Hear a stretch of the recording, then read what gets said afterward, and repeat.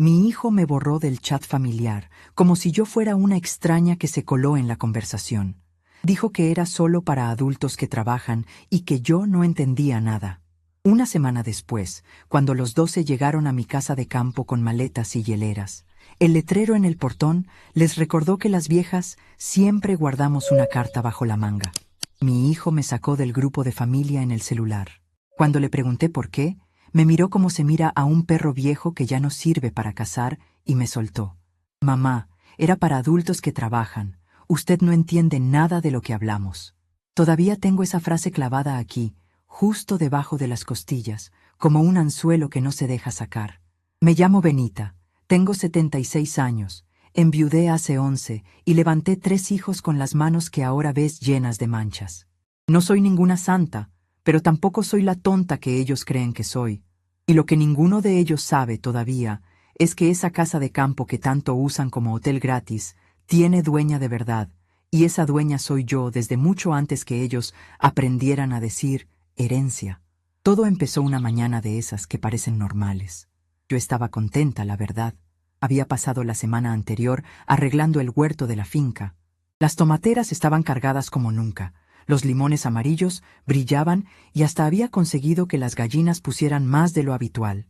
Pensé, les voy a preparar unas conservas para que se lleven a la ciudad. Me imaginé a mis nietos comiendo mermelada de la que hace la abuela y por un rato me sentí útil, querida, parte del asunto. Hasta había comprado carne para asar y había guardado unas botellas de vino que mi difunto José había dejado envejeciendo en el sótano.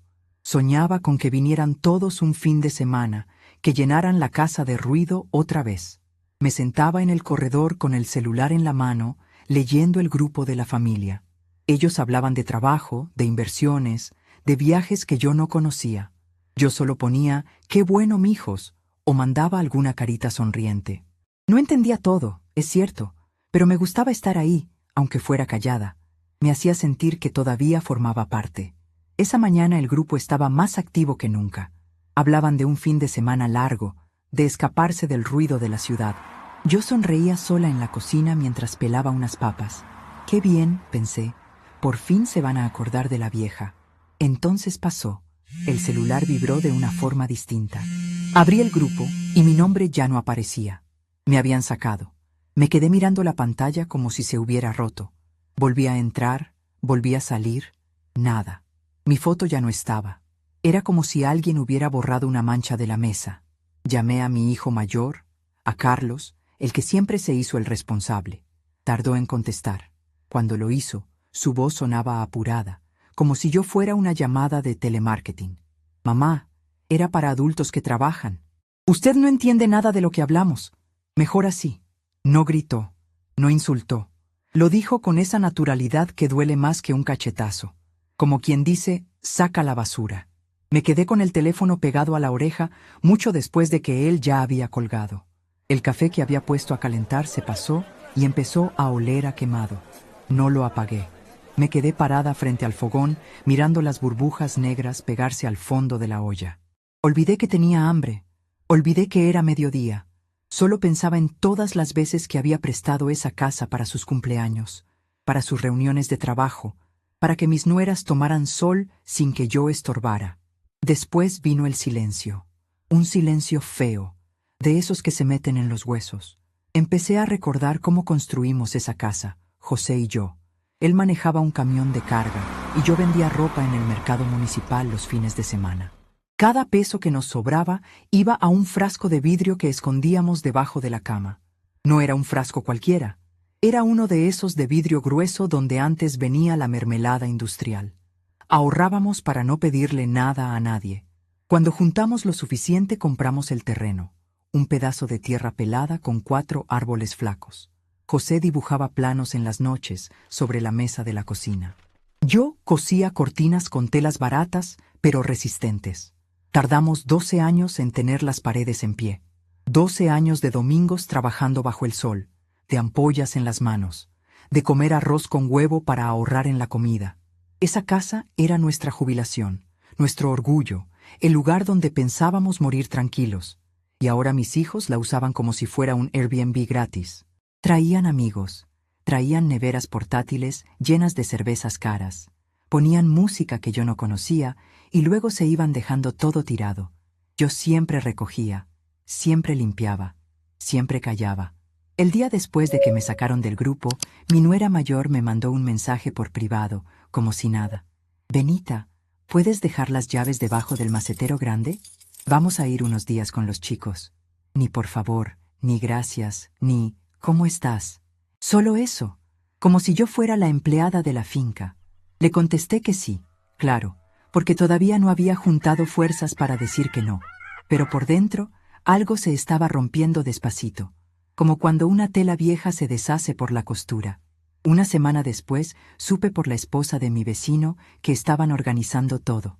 12 personas. Carlos, su mujer, sus 2 hijos grandes. Mi hija Laura con el marido nuevo y sus 3 amigos. El menor, Diego, con su novia y no sé cuántos más. Hieleras, carne, parlantes, carpas por si acaso. Planeaban llegar el viernes al mediodía y quedarse hasta el domingo. Nadie me avisó. Nadie me preguntó si yo quería ir. Era como si la dueña de la casa ya no existiera. Me fui para la finca el jueves temprano. Quería estar ahí cuando llegaran. No sé bien por qué. Tal vez para ver sus caras. Tal vez para recordarles que yo seguía viva. Juan, el cuidador, me vio llegar y supo que algo andaba mal. Es un hombre callado, de esos que hablan poco pero miran mucho. Tiene 61 años, manos grandes y curtidas de tanto arreglar cercas y podar árboles. Nunca me dice doña Benita con lástima. Me dice señora, como si yo todavía mandara en algún lugar del mundo. Señora, ¿quiere que le prepare un té de hierbas? Me preguntó cuando me vio sentada en el corredor con la mirada perdida. Le dije que sí solo para que no se preocupara. Mientras él calentaba el agua, yo entré a la sala y vi el cuaderno. Ese cuaderno de cuero marrón que José había cosido a mano con hilo de zapatero. Ahí anotábamos cada gasto, cada árbol plantado, cada mejora. Estaba lleno de nuestra letra. 1987. Pozo nuevo. Costó 30,400 pesos, pero vale cada centavo. 1994. Techo de la cocina, Benita eligió las tejas. Era nuestra memoria. Nuestro testamento sin abogados. Carlos llegó primero. Entró sin tocar, como si la casa fuera de él. Me vio sentada en mi silla de siempre y frunció el ceño. «Mamá, ¿qué hace aquí?», le expliqué con la voz más tranquila que pude, que me habían sacado del grupo, que nadie me había avisado que vendrían. Él suspiró como si yo fuera un problema de matemáticas que no se resuelve. Era para no molestarla con cosas de adultos, mamá. Usted ya descansó bastante. Déjenos disfrutar el fin de semana en paz. Entonces hizo algo que todavía no puedo contar sin que me tiemble la voz. Vio el cuaderno sobre la mesa. Ese cuaderno que olía a José, a trabajo, a nosotros. Lo tomó, lo hojeó sin interés y lo tiró al cesto de basura que estaba al lado de la chimenea. Así, como quien tira un periódico viejo. Estas cosas viejas solo acumulan polvo. Mejor limpia un poco, mamá. Que la casa se vea decente para los muchachos. No grité. No lloré delante de él. Me quedé mirando el cuaderno tirado entre cáscaras de naranja y servilletas sucias. Juan, que estaba entrando con el té, vio todo. No dijo nada en el momento. Solo dejó la taza a mi lado. Me puso una mano en el hombro un segundo, de esa forma que dice, aquí estoy, sin necesidad de palabras. Y después salió otra vez al patio. Ese gesto, tan pequeño, me dolió más que el desprecio de mi hijo. Porque Juan, que gana poco y vive en una casita de adobe al fondo, me trataba con más dignidad que la carne de mi carne. Me fui al cuarto que era mío y de José. Me senté en la cama que todavía tiene la colcha que tejí en 1998. Miré por la ventana cómo mis hijos y sus parejas descargaban neveras, bolsas, parlantes. Reían. Hacían planes. Nadie me invitó a sentarme con ellos. Laura pasó por el pasillo y ni siquiera giró la cabeza para saludarme. Era como si yo fuera un mueble viejo que estorba. Me quedé ahí mucho rato. Las manos me temblaban. Sentía un hueco en el pecho que no se llenaba con nada. Recordé cuando Carlos era niño y se enfermaba de fiebre. Yo me pasaba las noches sentada a su lado, poniéndole paños fríos en la frente. Recordé cuando Laura se cayó de la bicicleta y tuve que cargar con ella 3 kilómetros hasta el pueblo, porque no había carro. Recordé a Diego, el más chico, durmiendo pegado a mí, porque tenía miedo de los truenos. Y ahora ninguno de ellos podía dedicarme ni 5 minutos sin poner cara de fastidio. Juan volvió más tarde. Trajo un plato de sopa que había preparado en su casa. No era gran cosa, solo caldo con fideos y un pedazo de pollo, pero lo puso frente a mí como si fuera un banquete. Señora, si quiere, yo puedo decirle a ellos que se vayan. Esta es su casa. Le dije que no, todavía no. Pero esa noche, mientras los escuchaba reír y poner música alta, algo empezó a moverse dentro de mí. No era rabia todavía. Era más bien como cuando una semilla encuentra una grieta en la piedra y decide crecer aunque sea a la fuerza. Me acordé de todos los documentos que guardaba en una caja de metal debajo del piso de madera del dormitorio. Documentos que mis hijos nunca pidieron ver. Documentos que decían, con letra clara y sellos del registro, que esta casa nunca pasó a nombre de ellos, que yo nunca firmé nada, que todo seguía siendo mío. No dije nada esa noche. Me quedé callada, pero por primera vez en mucho tiempo dormí sin llorar. Porque cuando una madre se cansa de ser la que siempre entiende, la que siempre perdona, la que siempre limpia, empieza a recordar que también sabe cómo cerrar puertas. Al día siguiente llegaron los demás, 12 en total. El portón de hierro que José soldó con sus propias manos estaba cerrado con cadena nueva. Ellos bajaron de los carros riendo, cargando hieleras rojas y azules, bolsas de supermercado con etiquetas caras. Carlos fue el primero en acercarse. Vio el letrero que yo misma había pintado la noche anterior con letra grande y clara, usando la misma pintura blanca que usábamos para marcar los árboles frutales. El letrero decía: «Esta propiedad es privada. Solo entra quien sea invitado por la dueña. Los que me sacaron del grupo ya saben dónde está la salida». Ninguno se movía. Laura fue la primera en hablar, con esa voz aguda que usa cuando algo no le sale como quiere. «Esto es ridículo. Es la casa de la familia». Yo estaba del otro lado del portón, sentada en mi silla de siempre, con Juan parado a mi lado como un guardia silencioso. No me levanté, no grité. Solo los miré uno por uno, despacio, como se mira a alguien que crees conocer y de pronto descubres que nunca lo hiciste. Y por primera vez en años sentí que la que entendía todo era yo. Ellos todavía no tenían ni idea de cuánto, pero ya lo iban a descubrir. Mi hijo se quedó parado frente al portón con la cara que ponía de niño cuando le quitaban un juguete. Los demás empezaron a bajar las hieleras y las maletas, como si todavía creyeran que todo era un malentendido que se arreglaba con una sonrisa. Yo los observaba desde la ventana de la sala, medio escondida detrás de la cortina que José había colgado en el 92. No me moví, no grité. Solo miraba cómo Laura revisaba su celular, cómo Diego intentaba asomarse entre los barrotes y cómo la novia de no sé quién ya empezaba a quejarse del polvo en los zapatos. Juan estaba a mi lado, con los brazos cruzados. No necesitaba explicarle nada. Él había visto el cuaderno en la basura el día anterior y lo había rescatado sin que yo se lo pidiera. Me lo entregó en silencio, como quien entrega un arma cargada. Ese cuaderno de cuero marrón, con las puntadas torcidas que José había hecho con hilo de zapatero, olía todavía a serrín y a café quemado. Lo abrí sobre la mesa de la cocina y pasé las páginas despacio. Cada línea era un recordatorio. Los pesos contados, los árboles plantados, el pozo que tardó 6 meses en dar agua. Mis hijos nunca habían preguntado por nada de eso. Para ellos esta finca era solo un lugar donde llegaban con hieleras y se iban dejando el desorden. Me senté y empecé a escribir en la última página, con la misma lapicera que uso para la lista del mercado. Anoté la fecha, la hora y lo que acababa de pasar. Viernes. Llegaron 12 sin avisar. Portón cerrado. Letrero puesto. No puse emoción. Solo hechos, como José me enseñó cuando empezamos a construir. Mientras escribía escuchaba las voces afuera. Carlos ya estaba levantando el tono, diciendo que esto era ridículo, que yo estaba exagerando por un grupo de WhatsApp. Laura le contestaba que seguramente era demencia senil, que a esta edad las viejas se ponen raras. Lo decían alto, como si yo no pudiera oír, como si las paredes no tuvieran oídos. No sentí rabia todavía, sentí algo más frío, más calculado, como cuando uno sabe que la tormenta viene, pero ya tapó todas las goteras. Esa casa no era de ellos, nunca lo había sido. José y yo nunca firmamos nada a su nombre. Todo seguía a mi nombre en el registro, hasta el último centímetro de tierra. Tenía los papeles guardados debajo del piso de madera del dormitorio principal, en una caja de metal que compramos en el mercado municipal por 12 pesos en el 86. Nadie sabía de esa caja, ni mis hijos, ni las nueras, ni siquiera Juan. Era mi carta bajo la manga, la que guardé por si algún día me trataban exactamente como me estaban tratando. Decidí que era el momento de sacarla.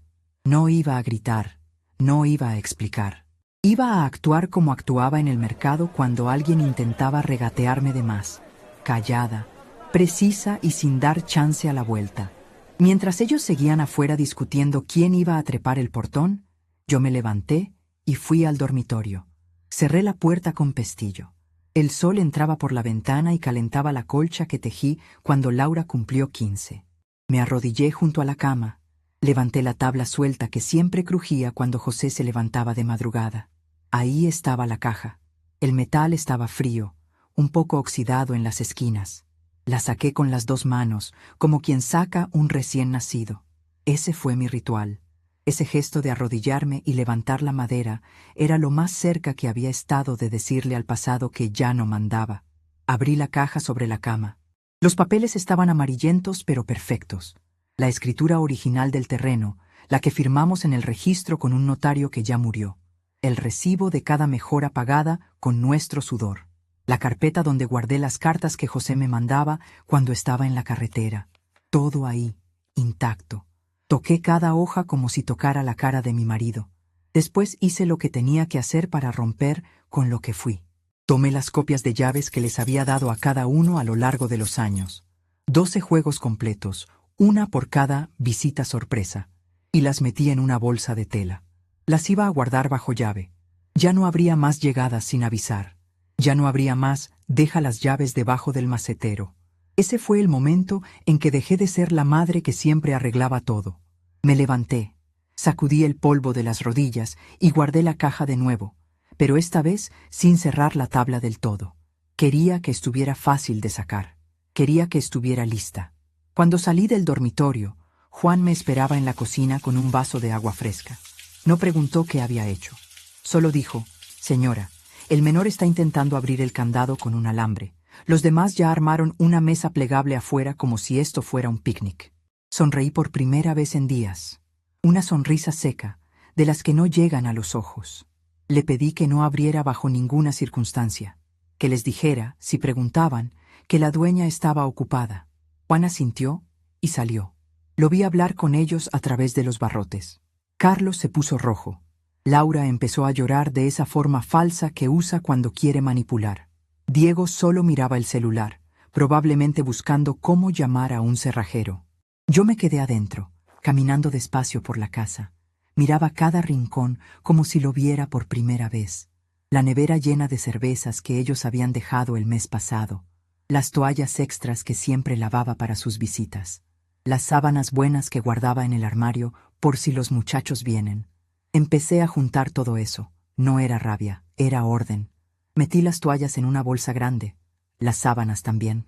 Las llevé al cuartito del fondo donde Juan guardaba las herramientas. Cuando pasé por la ventana, vi que Carlos intentaba hablarme por teléfono. Dejé que sonara. 5 veces. 10. Después puse el celular en silencio y lo dejé sobre la mesa, al lado del cuaderno. Pensé mucho esa tarde. Pensé en cómo durante 11 años de viudez había seguido siendo la misma, la que prestaba, la que callaba, la que cocinaba para 12 bocas sin quejarse. Pensé en las veces que cancelé mi propio médico para pagarles el arreglo del auto a los chicos, en cómo vendí mis joyas para ayudar a Laura cuando se separó del primer marido. Todo eso había construido esta casa también.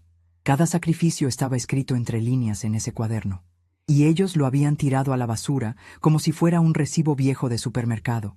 Juan volvió a entrar. Traía la cara seria, pero los ojos tranquilos.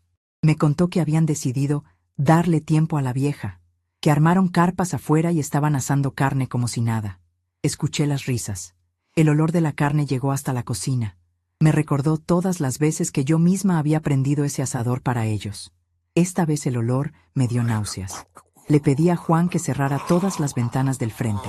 que pusiera el ventilador en el fondo, que nos quedáramos en la parte de atrás de la casa, donde ellos no pudieran vernos.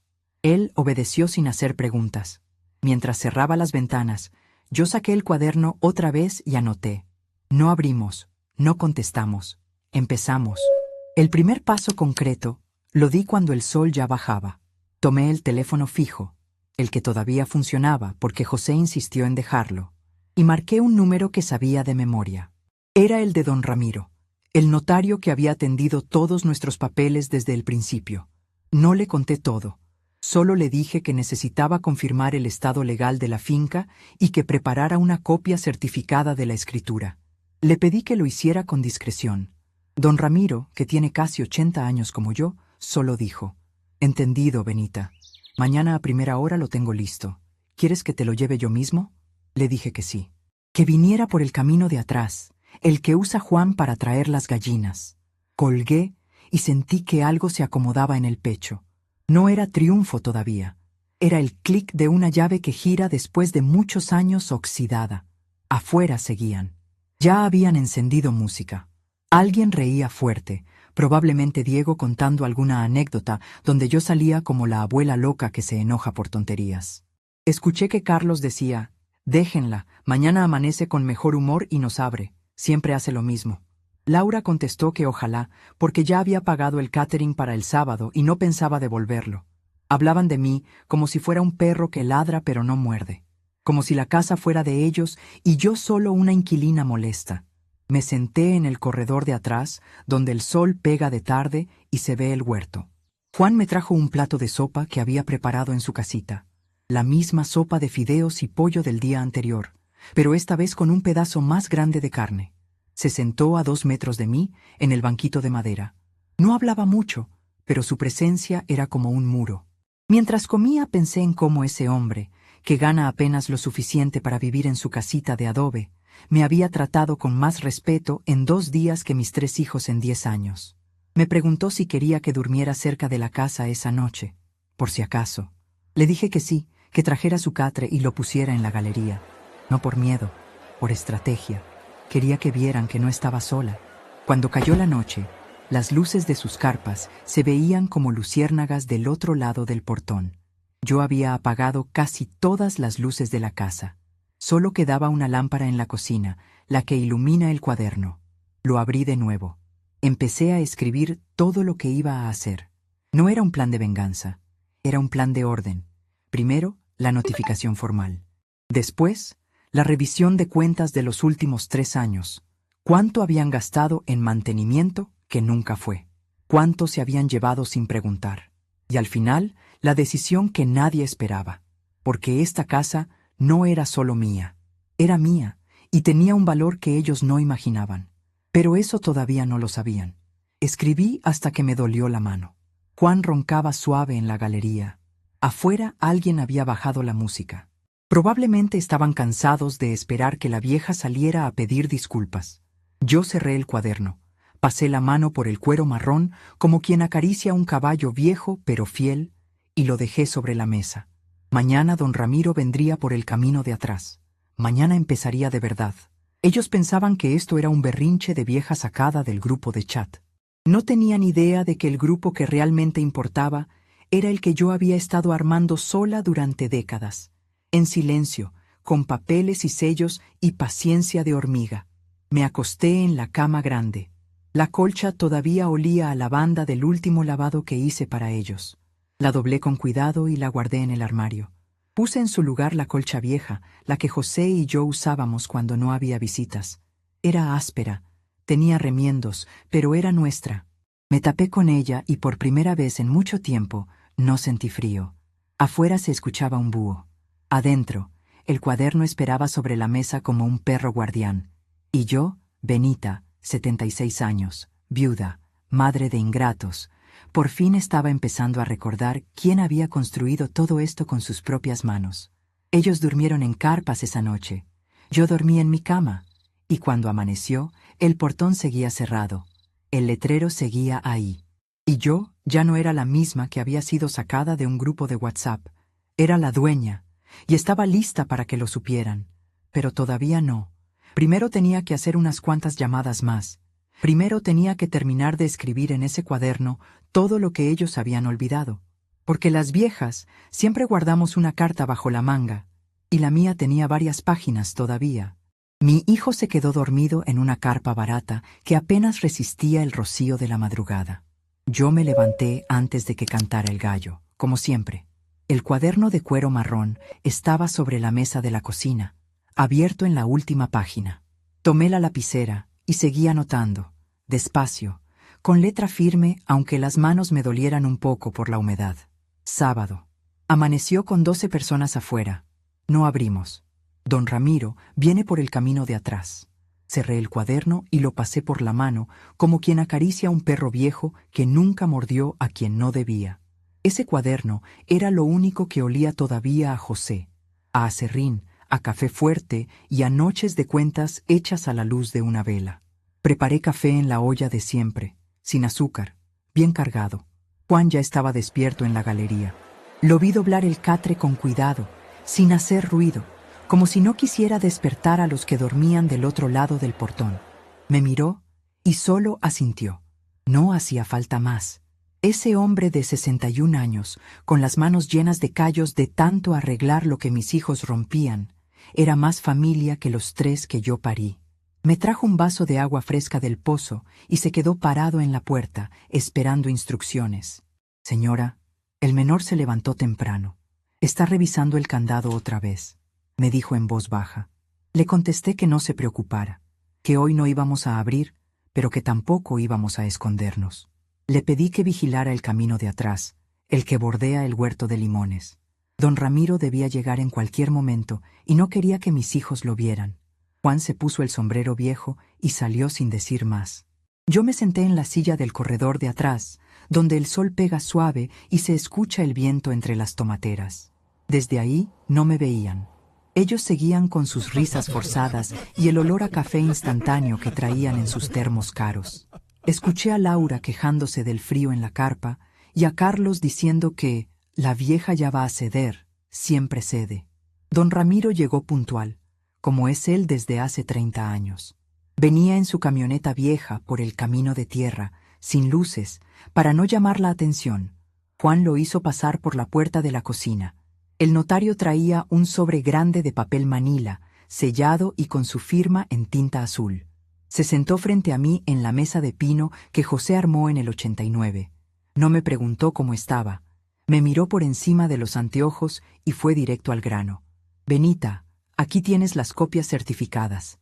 La escritura original está a tu nombre desde el 78. Nunca se transfirió nada, ni a los hijos ni a nadie.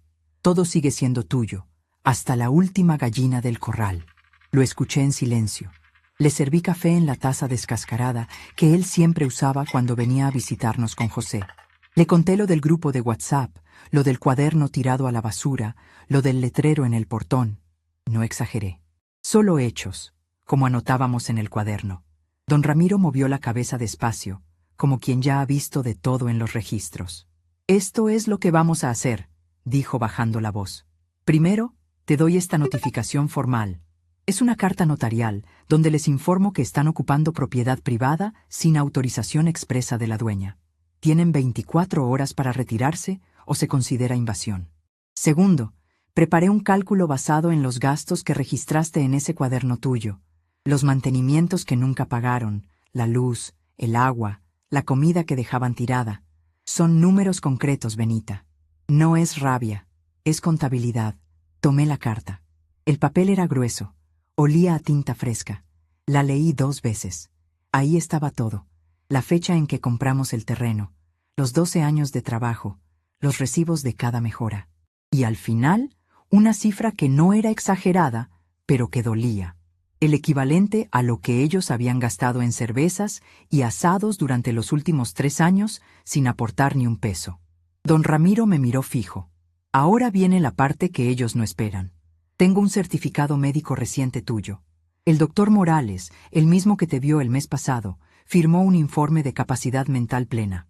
Lo pedí yo hace 2 semanas, cuando me llamaste preocupada por cómo te trataban. Está fechado antes de que te sacaran del grupo. Nadie podrá decir que estás senil o que no sabes lo que haces. Esa es tu blindaje, Benita. Lo tengo aquí. Copias selladas para cada uno de ellos. Guardé el certificado en el sobre junto con la notificación. Sentí el peso del papel en las manos y algo se acomodó en el pecho. No era alegría, era orden. El mismo orden con que José y yo construimos esta casa, piedra sobre piedra, sin apuro, pero sin pausa. Juan se quedó parado en la puerta, escuchando todo sin interrumpir. Cuando don Ramiro se levantó para irse, le pidió que saliera por el mismo camino de atrás. Yo me quedé sola un rato en la cocina. Abrí el cuaderno otra vez y anoté la hora exacta en que don Ramiro se fue. 10:47. Documentos listos. Blindados. Carlos se acercó al portón y empezó a golpear la cadena con la palma de la mano. «Mamá, esto es una locura. Abre de una vez». No contesté. Me quedé en la sala, con las cortinas apenas corridas, observándolos. Diego intentaba conectar su teléfono a una batería portátil que ya estaba casi descargada. La novia de alguien se quejaba del calor y del olor a tierra. Ellos habían planeado un fin de semana de lujo con mi casa de campo como hotel gratis. Ahora tenían carpas, polvo y un portón cerrado. Juan me trajo un plato de arroz con huevo que preparó en su casita. Comimos en silencio en la mesa de la cocina. Él no hablaba mucho, pero cada vez que me servía agua o movía la silla para que estuviera más cómoda, me recordaba que el respeto no tiene que ver con la sangre. Por la tarde intensifiqué las cosas. Le pedí a Juan que colocara un segundo letrero más pequeño, pero bien visible, al lado del primero. Este decía: propiedad privada. Ocupación sin permiso genera cobro por uso indebido. Ver notificación adjunta. Lo pegamos con clavos en el poste de madera que José clavó hace 30 años. Después llamé al policía del pueblo, el hijo de doña Elvira, que me conoce desde chica. No le pedí que viniera todavía. Solo le expliqué la situación y le mandé por WhatsApp una foto de la notificación. Me dijo que si yo lo solicitaba formalmente, vendría a levantar el acta de invasión. Guardé esa conversación. Todo iba quedando registrado. A eso de las 3 de la tarde, cuando el sol pegaba más fuerte y las carpas se convertían en hornos, decidí que era el momento. Le dije a Juan que se pusiera una camisa limpia. Don Ramiro ya había vuelto por el camino de atrás con 2 copias más. Salimos los 3 juntos hacia el portón. Yo caminé despacio, con el sobre en la mano y el cuaderno bajo el brazo. No me temblaba nada. Los 12 estaban reunidos del otro lado, sudados, con caras de fastidio y hambre. Habían intentado asar carne con carbón que encontraron en el galpón, pero el humo les estaba molestando. Cuando me vieron acercarme, se callaron de golpe. Carlos fue el primero en hablar, con esa voz de «soy el mayor y sé lo que hago». «Mamá, ya basta de teatro. Abre el portón y hablamos como familia». Yo no abrí del todo. Solo saqué la cadena lo suficiente para pasar el sobre por debajo. Don Ramiro estaba a mi derecha, con su cara de notario que ha visto de todo. Juan a mi izquierda, callado pero firme. Los 12 se acercaron. Laura tomó el sobre como si quemara. Lo abrió y empezó a leer en voz alta al principio, pero la voz se le fue apagando cuando llegó a la parte de los números. «Esto es ridículo», dijo, pero le temblaba la mano. Entonces llegó el momento que todavía veo claro cuando cierro los ojos. Carlos intentó agarrar la cadena para abrirla de una vez. En ese preciso instante, el policía del pueblo apareció por el camino principal en su moto. No lo había llamado yo en ese momento, pero don Ramiro sí, discretamente, mientras veníamos caminando. El uniformado se bajó, saludó con respeto y se paró al lado mío. Todos los 12 lo vieron. Carlos soltó la cadena como si le quemara. Laura se puso pálida. Diego dejó caer el teléfono al suelo. Yo hablé por primera vez en voz alta, clara, sin gritar. Les leí párrafos enteros de la notificación. Les recordé que la casa nunca fue de ellos, que cada peso que gastaron en cervezas y parlantes durante 11 años de viudez mía estaba anotado en el cuaderno, que el pozo, el techo, las paredes, todo lo pagamos José y yo con camiones y ventas en el mercado, y que desde ese momento, si querían entrar, necesitaban invitación escrita firmada por mí. El policía tomó nota de todo. Juan sostenía el portón para que no se abriera más de lo necesario. El sol pegaba en el letrero blanco que yo misma pinté. El olor a carne quemada se mezclaba con el sudor de ellos. Cuando terminé de leer, don Ramiro agregó con su voz tranquila de notario. Carlos abrió y cerró la boca varias veces. Laura tenía lágrimas de verdad esta vez, no de las que usa para manipular. Diego solo miraba el suelo. Los amigos y novias que trajeron se empezaron a alejar un poco, como si no quisieran estar en medio del incendio. Me cuentan en los comentarios. ¿Ustedes habrían hecho lo mismo que yo o habrían actuado diferente? Porque yo estaba ahí, con 76 años, mirando a los hijos que crié con mis manos manchadas, y por primera vez no sentí culpa. Sentí que por fin hablaba el cuaderno, hablaba José, hablaba la mujer que ahorró en frascos de mermelada durante 12 años. Ellos intentaron la contraofensiva de inmediato. Carlos se puso rojo y empezó a levantar la voz. Dijo que esto era abuso, que yo estaba siendo manipulada por Juan y por el notario, que iba a llamar a un abogado ahora mismo para declararme incapaz. Tú no estás bien, mamá. Esto es demencia. Mañana mismo traigo un juez. Laura se sumó, llorando más fuerte, diciendo que yo siempre había sido manipulable, que después de la muerte de papá me había vuelto rara. Diego, el más chico, se quedó callado pero mandaba mensajes en el teléfono, probablemente buscando algún familiar que lo apoyara. Yo los escuché sin moverme. Don Ramiro sacó del sobre el certificado médico y se lo pasó por debajo del portón. El policía lo miró también y anotó la fecha. Estaba fechado 2 semanas antes de que me sacaran del grupo. No había forma de decir que era nuevo o falso. Carlos leyó el papel y se le cambió la cara. Intentó una última vez, más desesperado. Esto no se va a quedar así. Somos tu familia. No puedes tratarnos como delincuentes. Le contesté tranquila, con la misma voz que usaba cuando ellos eran chicos, y yo les explicaba por qué no había dinero para juguetes nuevos. Familia es lo que se construye todos los días, Carlos, no lo que se usa cuando hace falta un lugar gratis para asar carne. Tienen hasta mañana al mediodía. Después llamo a la patrulla completa. Juan cerró el portón con la cadena otra vez. Don Ramiro se despidió con un apretón de mano firme y se fue por donde vino. El policía me saludó con respeto. Me dijo, «Doña Benita, cualquier cosa me avisa», y arrancó la moto. Yo me quedé un rato más mirando cómo ellos recogían las cosas a regañadientes, doblando carpas con rabia, guardando las hieleras que ya no tenían hielo. El olor a carne quemada se quedó flotando en el aire como un recordatorio. Volví a la casa con Juan. Él me abrió la puerta de la cocina y me sirvió un vaso de limonada fresca que había preparado con los limones del huerto. No dijo, «bien hecho», ni nada parecido. Solo se sentó frente a mí y me preguntó si quería que preparara sopa para la noche. Ese gesto pequeño, tan sencillo, me dolió y me alivió al mismo tiempo.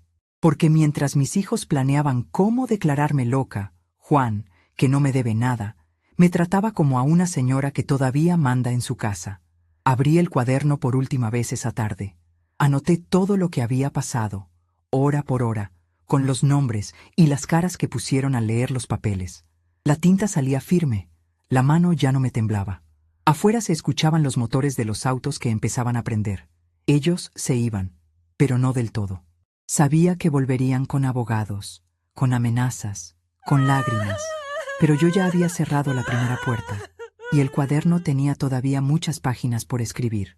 Me senté en la silla del corredor de atrás mientras el sol bajaba. El huerto estaba quieto. Juan barría el patio sin apuro. Y yo, Benita, con 76 años y las manos llenas de manchas, sentía por primera vez en mucho tiempo que la que entendía todo no era ellos, era yo. Y que la carta bajo la manga que siempre guardé no era solo la propiedad, era todo lo que construí cuando nadie me veía. Ellos pensaban que esto terminaba con una notificación. No tenían idea de que apenas estaba empezando. Mañana vendrían con más fuerza, y yo estaría lista, con el cuaderno, con los sellos y con la paciencia de quien esperó 11 años para que le dijeran que ya no entendía nada. Mi hijo volvió al día siguiente con la cara hinchada de haber dormido mal y un abogado al lado que parecía más perdido que un perro en misa. El sol pegaba fuerte otra vez sobre el portón, el mismo que José soldó con sus manos callosas hace más de 30 años, y el letrero blanco seguía ahí, sin una gota de lástima. Carlos traía el traje arrugado. Laura caminaba como si cada paso le doliera, y Diego venía atrás mirando el piso, con el celular en la mano, pero sin señal. Habían pasado la noche en un hotelucho del pueblo, uno de esos que cobran el triple cuando ven caras de ciudad. Me contaron después que los amigos se fueron enojados, que las hieleras se descongelaron en el baúl de los autos y que el fin de semana que planearon como escapada de lujo terminó en discusiones y cuentas que nadie quería pagar. El catering que Laura había contratado se perdió. Los niños se quejaban del polvo y hasta la novia de Diego había amenazado con no volver a salir con él si esto era lo que significaba familia. Todo eso porque una vieja que no entiende nada había cerrado su propia puerta.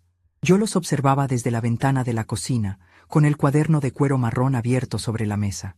Juan estaba a mi lado, silencioso como siempre, pero esta vez tenía una escoba en la mano como si fuera un arma. Había preparado café para 2, no para 12. El olor llenaba la casa y se mezclaba con el de las tomateras que seguían creciendo afuera, indiferentes al drama. Don Ramiro ya me había mandado un mensaje temprano. Todo registrado, todo blindado. El certificado médico estaba copiado y guardado en 3 lugares distintos. Ellos podían gritar lo que quisieran sobre demencia, pero el papel tenía fecha de antes, firma de médico de verdad y sello que no se borraba con lágrimas.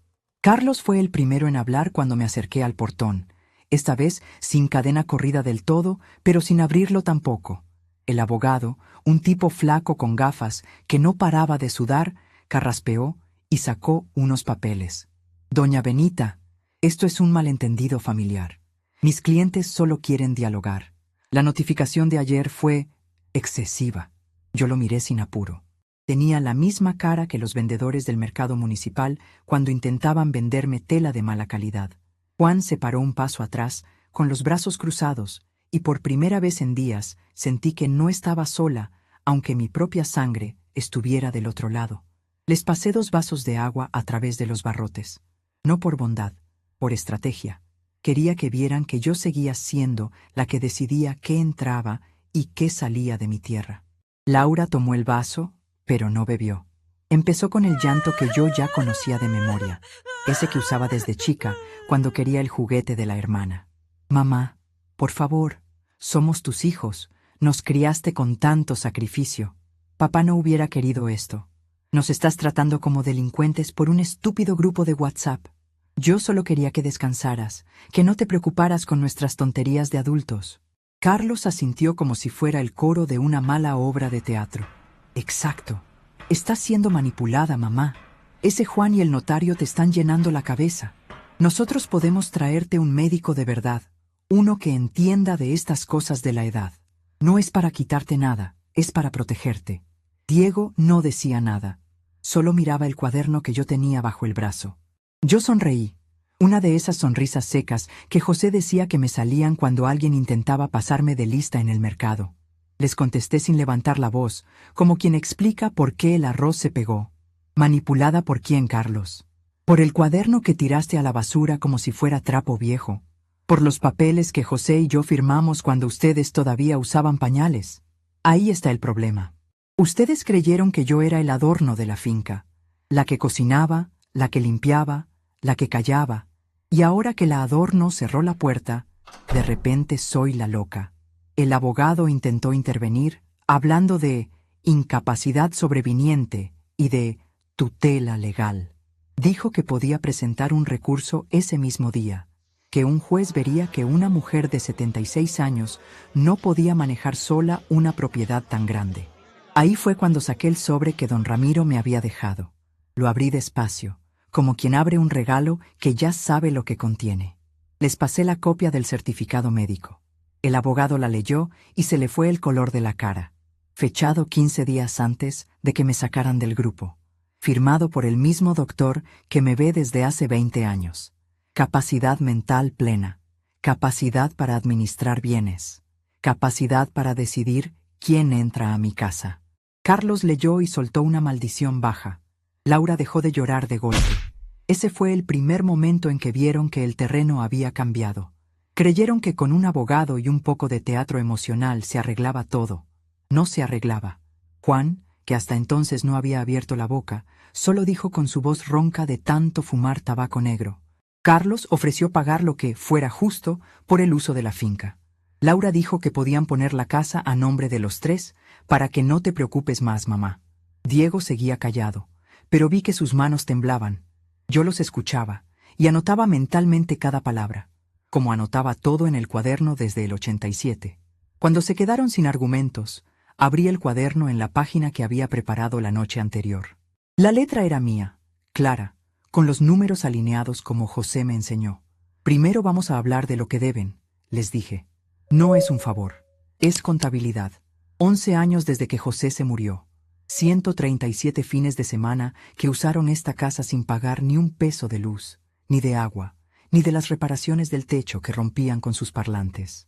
Más las cervezas, las carnes, el gas, el desgaste de los colchones, el pozo que se seca más rápido porque 12 personas se bañan como si el agua saliera gratis. Según los números que José y yo siempre anotamos, me deben 240,000 pesos. No es venganza, es lo que gastaron, lo que nunca aportaron, lo que tiraron como si la vieja pagara todo. Se quedaron mudos. Laura abrió la boca pero no salió nada. Carlos miró al abogado como buscando que le dijera que eso no valía. El abogado murmuró algo de exageración, pero no sonaba convencido. Creyeron que eso era todo. Creyeron que con pagar esa suma o regatearla un poco, recuperaban el control.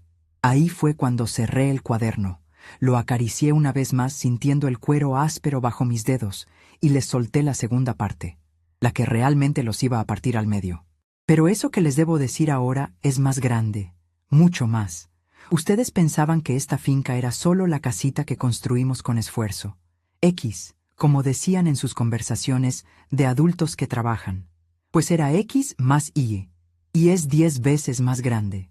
Hace 8 años, cuando empecé a ver cómo me borraban de sus vidas poco a poco, fui a don Ramiro y creamos una sociedad civil. Todo a mi nombre. Esta finca, los 2 terrenos de atrás que ustedes creían que eran baldíos, hasta el pozo y las tomateras. Esa sociedad tiene contratos firmados con 2 empresas de la capital que traen grupos corporativos cada mes. Retiros de ejecutivos, reuniones de equipo, esas cosas que ustedes hablan en el grupo de chat que yo no entiendo. Pagan 8,000 pesos por día, mijos. Cada vez que ustedes no estaban, la finca trabajaba. El dinero nunca entró a sus herencias. Está en un fondo que yo administro y que, según los papeles que firmé hace 6 años, va a destinarse a un hogar para mujeres viudas como yo. El cuaderno no es solo memoria. Es la prueba contable que ya está notariada. Todo lo que anotamos, José y yo, es válido ante un juez. Y el juez ya tiene copia. El silencio que se hizo fue tan pesado que hasta las gallinas dejaron de cacarear. Carlos se puso blanco. Laura se agarró al portón como si fuera a caerse. El abogado empezó a pasar páginas de su maletín como loco, buscando algo que no iba a encontrar. Diego fue el único que habló, con voz baja, casi rota. «Mamá, ¿todo este tiempo has estado haciendo esto sola?» Yo lo miré directo a los ojos. Por primera vez en años no sentí culpa. Sentí el peso de cada peso ahorrado en frascos de mermelada, de cada noche que cosí cortinas baratas, de cada vez que dije sí, cuando quería decir basta. Sola no, mijo. Con José, con el cuaderno, con la misma cabeza que según ustedes no entiende de inversiones. Resulta que entendía más de lo que creían, y ahora el que no entiende eres tú. Carlos intentó la última maniobra. Se puso rojo, levantó la voz como cuando era adolescente y le negaba las llaves del camión. Dijo que iba a impugnar la sociedad, que iba a traer peritos, que iba a declarar que yo había sido presionada, que Juan era un interesado y que don Ramiro estaba viejo y senil también. Amenazó con llevarme a la fiscalía, con hablar con la prensa, con todo lo que se le ocurrió en ese momento de pánico. Laura lo secundaba llorando de verdad ahora, diciendo que yo estaba rompiendo la familia, que papá estaría decepcionado.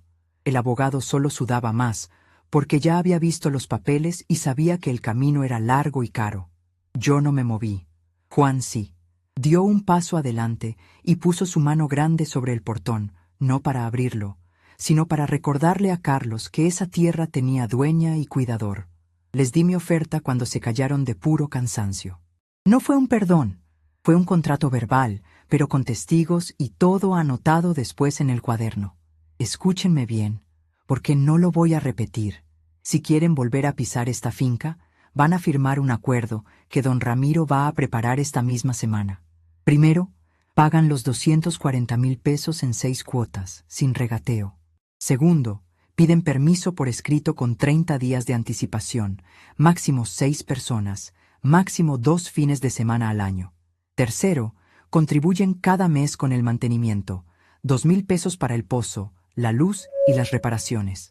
Cuarto, nunca más me sacan de ningún grupo, de ninguna conversación, de ninguna decisión familiar. Y quinto, y esto es lo que más les va a doler, Juan va a tener un sueldo fijo como administrador de la finca, pagado por la sociedad, porque él me ha demostrado más respeto en 3 días que ustedes en 11 años. Diego fue el primero en bajar la cabeza. Vi que algo se quebraba en él, no de manipulación, sino de vergüenza real. Carlos murmuró que eso era inaceptable, que iba a pelear. Laura solo lloraba. Pero yo ya había cerrado el cuaderno. El sol empezaba a bajar, y el olor a tierra mojada subía del huerto porque Juan había regado temprano.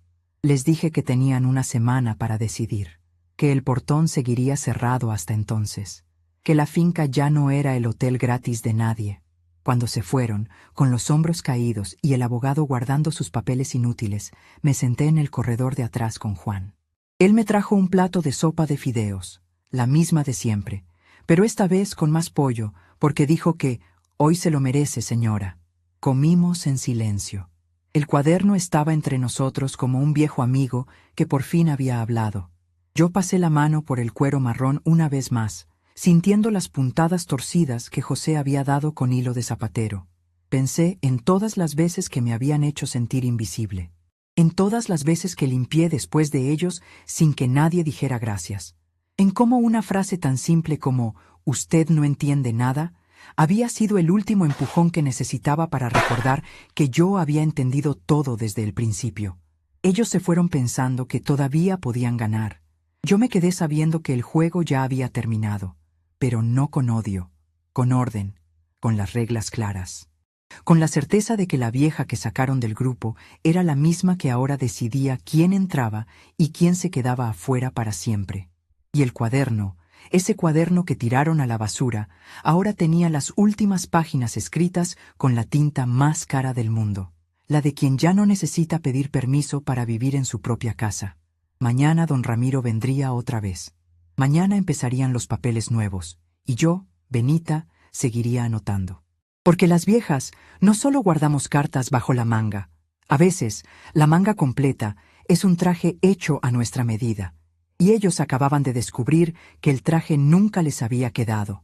Pasaron 4 meses, 3 semanas y 2 días desde aquella tarde en que vi sus espaldas encorvadas alejarse por el camino de tierra, con el abogado sudando dentro de su traje barato y el portón cerrado a sus espaldas como una sentencia que no admitía apelación. El cuaderno de cuero marrón ya tenía 37 páginas nuevas llenas de mi letra. Fechas, montos, firmas, todo anotado con la misma precisión que José me enseñó cuando todavía creíamos que la vejez sería tranquila. Don Ramiro vino aquella mañana siguiente, como prometió, y entre los dos armamos el acuerdo formal. 6 cuotas de 40,000 pesos cada una. Permiso por escrito. Máximo 6 personas. 2,000 pesos mensuales para mantenimiento. Y el sueldo de Juan, que empezó a llegar puntualmente desde la cuenta de la sociedad. Todo sellado, todo registrado, todo irreversible. La finca ya no huele a desorden de jóvenes que llegan con hieleras y se van dejando botellas vacías. Ahora huele a tierra mojada después de la lluvia, a limones maduros y al café que Juan prepara cada mañana en la olla de siempre. Los contratos con las 2 empresas de la capital siguen firmes. El mes pasado trajeron un grupo de 30 ejecutivos de una banca privada que pagaron 9,000 pesos por día durante 4 jornadas completas. Los vi llegar con sus maletines caros y sus camisas planchadas, y por primera vez no sentí que estaba prestando mi casa. Sentí que estaba cobrando lo que construimos con nuestras propias manos. Juan los recibió en la entrada, con su camisa limpia y ese sombrero viejo que ya forma parte de él, y les explicó las reglas de la casa sin levantar la voz. Yo me quedé en el corredor de atrás, sentada en la misma silla, observando cómo las tomateras seguían dando fruto como si nada hubiera pasado. Esa mañana concreta, la que recuerdo con más nitidez, amaneció con un sol tibio que entraba por las ventanas de la cocina. Juan había preparado el desayuno para los 8 señores que venían por un retiro de liderazgo: huevos revueltos con hierbas del huerto, pan recién horneado y café negro. Yo revisaba las cuentas en el cuaderno cuando escuché el motor de un auto conocido deteniéndose en el camino de atrás, el que usamos para no llamar la atención. No era Carlos, no era Laura, era Diego. Venía solo, con una bolsa de papel en la mano y la cabeza baja, como quien carga un peso que ya no puede disimular. 4 meses sin aparecer, sin una llamada, sin un mensaje, y ahora estaba ahí, parado junto a la puerta de la cocina, esperando que yo le dijera si podía pasar. «Hola, mamá», dijo con una voz que ya no tenía esa ligereza de antes. Sonaba más viejo, más cansado. Lo miré sin levantarme. Juan se quedó a un lado, secando unas tazas como si no estuviera escuchando, pero yo sabía que estaba pendiente. Diego había sido siempre el más callado de los 3, el que en el portón aquel día solo miraba el suelo mientras Carlos gritaba y Laura lloraba. Quizás por eso fue el único que decidió volver antes de que se cumpliera el plazo. Pagó su parte de la primera cuota el mes pasado, sin regatear, a través de una transferencia que don Ramiro verificó. Pero pagar no era suficiente. Yo quería ver cambio de verdad. «Siéntate», le dije, señalando la silla que estaba frente a mí. No le ofrecí café todavía. Eso vendría después, si se lo ganaba. Él se sentó con cuidado, como si temiera romper algo. Puso la bolsa sobre la mesa. Adentro había un frasco de mermelada de tomate, de las que yo hacía antes y que él decía que le gustaban cuando era niño. No era un regalo caro. Era un intento torpe de recordar que alguna vez fuimos familia. Me contó, con palabras entrecortadas, que Carlos había decidido no pagar nada, que estaba furioso, que había contratado otro abogado en la capital y que juraba que iba a llevar el caso hasta las últimas consecuencias. Laura, por su parte, había desaparecido del mapa. Se fue a vivir con el marido nuevo a otra provincia y mandaba mensajes cortos diciendo que ya no tenía fuerzas para lidiar con una madre que los odiaba. Diego se quedó. Perdió un contrato importante en su trabajo porque los clientes se enteraron del escándalo familiar y no querían problemas. Ahora trabajaba por su cuenta, más pequeño, más humilde. «Entiendo que las cosas cambiaron, mamá», dijo mirando el cuaderno en vez de mirarme a mí. Yo no supe parar a Carlos ese día. Dejé que todo pasara. Pero después de dormir 3 noches en aquel hotel barato, pensando en cómo nos fuimos con las carpas mojadas y el orgullo hecho pedazos, me di cuenta de que el que no entendía nada era yo, no tú. No le contesté enseguida. Dejé que el silencio hiciera su trabajo. Afuera se escuchaban las voces de los ejecutivos que caminaban hacia el huerto guiados por Juan, quien les explicaba cómo José había cavado el pozo con sus propias manos. El contraste era tan claro que casi daba risa. Mi hijo, que una vez llegó con hieleras llenas de cervezas caras, ahora pedía permiso para sentarse en mi cocina. Mientras tanto, la finca seguía funcionando, generando lo suficiente para pagar el sueldo de Juan, para enviar una partida mensual al hogar de viudas que don Ramiro estaba ayudando a organizar en el pueblo vecino, y para que yo pudiera por fin ir al médico sin tener que cancelar la cita porque alguien necesitaba dinero para el arreglo del auto. Le serví café al final. No porque lo hubiera perdonado del todo, sino porque vi en sus ojos algo que no había visto en Carlos ni en Laura: vergüenza genuina. Le dije las condiciones de nuevo, despacio, para que quedaran claras. Podía venir una vez cada 3 meses, solo, o con su novia si quería, pero siempre con permiso escrito. Tenía que ayudar con el mantenimiento, cortar el pasto del fondo, revisar las cercas, lo que Juan le indicara, y nunca, bajo ninguna circunstancia, volver a tratarme como si yo fuera un estorbo que ya cumplió su función. Diego asintió con la cabeza. Esa misma tarde se quedó hasta el atardecer. Cortó ramas secas junto a Juan, sin quejarse del calor, y cuando se fue me dejó una nota escrita a mano. «Gracias por no cerrarme la puerta para siempre. Voy a demostrar que merezco volver a entrar». Esa fue la redención parcial. Solo él. Carlos sigue peleando en los tribunales, gastando dinero que ya no tiene en abogados que le dicen que el caso es débil. Laura manda fotos de sus vacaciones en la playa como si nada hubiera pasado, pero sé por la esposa del vecino que su matrimonio está tambaleando y que ya no presume tanto de la casa de campo de la familia. Ellos eligieron su camino. Diego está eligiendo otro, más lento, más honesto, y yo no siento pena. Siento que por fin las cuentas están equilibradas. Lo que más me sorprendió fue cómo esta historia empezó a correr más allá de nosotros. Una tarde, 2 semanas después de la visita de Diego, llegó doña Elvira, la madre del policía del pueblo, con otras 3 señoras del mercado municipal. Mujeres de mi edad, viudas como yo, que habían escuchado rumores sobre el letrero en el portón y sobre cómo una vieja había puesto en su lugar a 3 hijos ingratos. Se sentaron en el corredor de atrás, donde el sol pega suave, y me pidieron que les contara todo, no con morbo, con necesidad. Una de ellas, doña Carmela, que vendía telas como yo hacía antes, me agarró la mano y me dijo con los ojos húmedos: «Benita, tú hablaste por todas nosotras. Yo le presté mi casa a mi nuera durante 7 años y ahora ni me saluda. Pensé que era normal, que las madres tenemos que aguantar, pero tú me mostraste que no. Empezamos a reunirnos una vez al mes. Las llamo las del cuaderno. Traen sus propias historias, sus propios frascos de ahorro escondidos debajo de la cama, y yo les muestro las páginas donde José y yo anotamos cada centavo. Don Ramiro nos ayuda con trámites simples, cómo poner propiedades a nombre propio, cómo hacer sociedades pequeñas, cómo no firmar nada cuando los hijos presionan.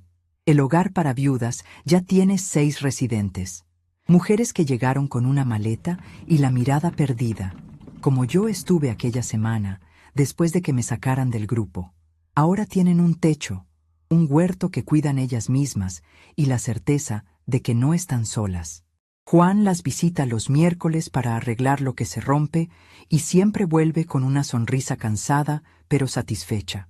Dice que nunca imaginó que terminaría administrando no solo una finca, sino un pedacito de dignidad para varias. Yo sigo anotando. El cuaderno ya está por la mitad. Cada ingreso de las empresas, cada cuota que Diego paga religiosamente, cada reunión de las del cuaderno. No es venganza, es memoria. Es lo que queda cuando las palabras bonitas se terminan y solo queda lo que se construyó con esfuerzo. A veces, por las noches, me siento en la cama grande con la colcha vieja que José y yo usábamos y paso la mano por el cuero marrón. Huele todavía a él, aunque ya hayan pasado 11 años. Y pienso que todo valió la pena. Los 12 años de trabajo bajo el sol, los frascos de mermelada llenos de monedas, las noches cosiendo cortinas baratas. Porque al final, la que entendía de verdad siempre fui yo. Si conoces a una mujer que está siendo borrada poco a poco, sacada de un grupo, olvidada en las decisiones, tratada como si ya no sirviera, mándale esta historia, que la escuche completa, que sepa que no está sola y que las viejas siempre guardamos más de lo que ellos imaginan. No lo hagas por mí. Hazlo porque mañana podría ser ella, o tu madre, o tu tía. Que llegue lejos, que se comparta en esos mismos grupos de familia donde nos silencian. Porque cuando una cierra su propio portón con dignidad, abre la puerta para que muchas otras se animen a hacer lo mismo. Y al final de todo, después de 4 meses, 3 semanas y 2 días, lo que quedó fue esto: el letrero todavía colgado en el portón, un poco descolorido por el sol y la lluvia, pero con las letras claras que yo misma pinté aquella noche.